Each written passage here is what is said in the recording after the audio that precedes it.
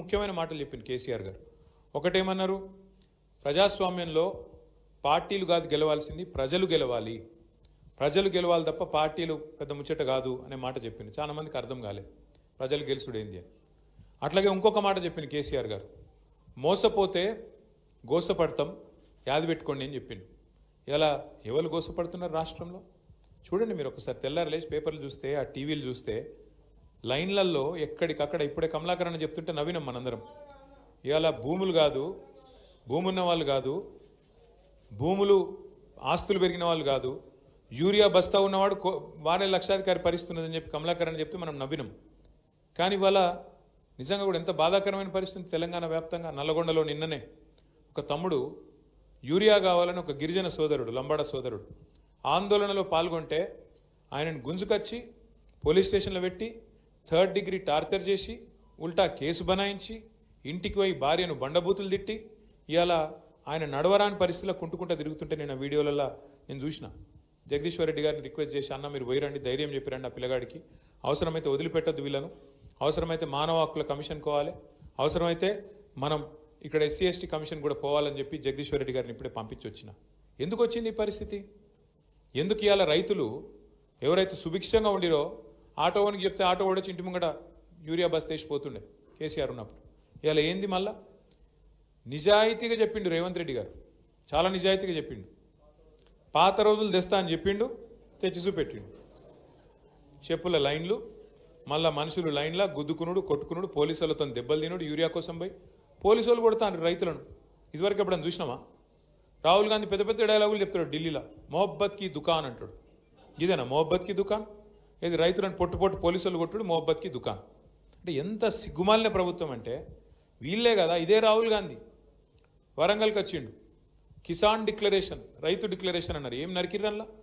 కేసీఆర్ 10,000 ఇస్తే మేము 15,000 ఇస్తాం రైతు బంధు, కేసీఆర్ 2 పంటలకు ఇస్తే మేము 3 పంటలకు ఇస్తాం, అట్లాగే బోనస్ ఇస్తాం అన్ని పంటలకు, 500 రూపాయల బోనస్, కనీస మద్దతు ధర మీదికెళ్ళి బోనస్ ఇస్తాం, ఎరువులు ఇస్తాం, విత్తనాలు ఇస్తాం, 2 లక్షల రుణం మాఫీ చేస్తాం.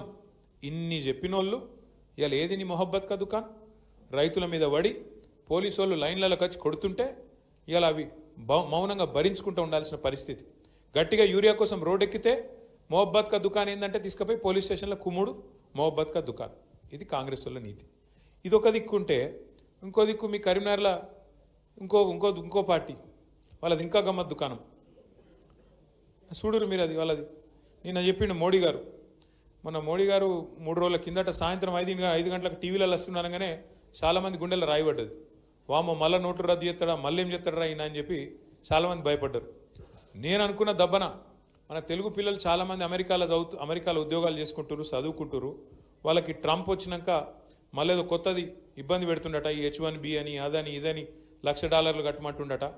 దాని మీద ఏమైనా చెప్తాడేమో, ధైర్యం చేసుకుని ఆఖరికి మోడీ గారు ఏమైనా ట్రంప్ మీద గర్జిస్తాడేమో అనుకున్నాను. ఏం చెప్తుండే తెలుసా మోడీ గారు? నేను 8 ఏళ్ళుగా మిమ్మల్ని అందరినీ కూడా పీల్చి పిప్పి చేసి మంచిగా బ్రహ్మాండంగా GST 15 లక్షల కోట్లు వసూలు చేసిన, ఏది 8 ఏళ్ల కింద నేనే తెచ్చిన, పెద్ద స్లాబులు పెట్టిన, 28% గుంజిన మొన్నటిదాకా, ఇప్పుడు జర తగ్గించిన, ఇక కాబట్టి రేపటి నుంచి పండుగ చేసుకోపోరు అంటుండు. ఇది ఆయనే చేసిన తప్పు ఆయననే సవరించుకొని మనం పండుగ చేసుకోవాలంట. ఏమిటికి పండుగ? GST బచత్ ఉత్సవ్ అట. ఇక దానికి మళ్ళీ ఇక్కడ డప్పు కొట్టేటోళ్ళు మస్తుకున్నారు, బండి సంజయ్, ఇంకా చాలామంది ఉన్నారు అసంటోళ్ళు. దేవుడా మోడీ దేవుడు? ఏమిటికి దేవుడు? చేసిన తప్పును సవరించుకున్నందుకు దేవుడా? 28% మొన్నటిదాకా గుంజి ఇప్పుడు దాన్ని బుద్ధి తెచ్చుకొని 18% చేసి 10% తగ్గించుకున్నామని డప్పు కొట్టుకుంటే దేవుడా? మరి మొన్నటిదాకా గుంజిన ఇస్తావా వాపస్? మొన్నటిదాకా గుంజిన ఇవ్వాలనా వద్దా? నిజంగా దేవుడు పండుగ అంటే ఇవ్వాలి మరి వాపస్.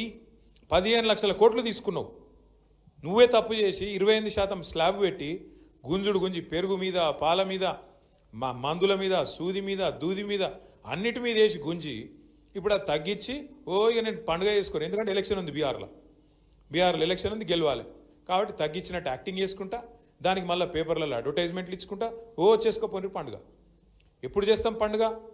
నువ్వు చెప్పినట్టు నిజంగానే 15 లక్షల రూపాయలు వేస్తాను కదా ఒక్కొక్కరి అకౌంట్లో, నల్లధనం తెస్తా, స్విస్ బ్యాంకులలో దాచుకున్నారు కాంగ్రెస్ వాళ్ళు, ఈ దేశంలో ధనవంతులు. మరి నేను తీసుకొచ్చి పంచితే 15 లక్షలు ఇంటింటికి ఒక్కొక్క మనిషికి వస్తాయి అన్నాడు. అట్లా 15 లక్షలు నిజంగానే పండుగ చేసుకో.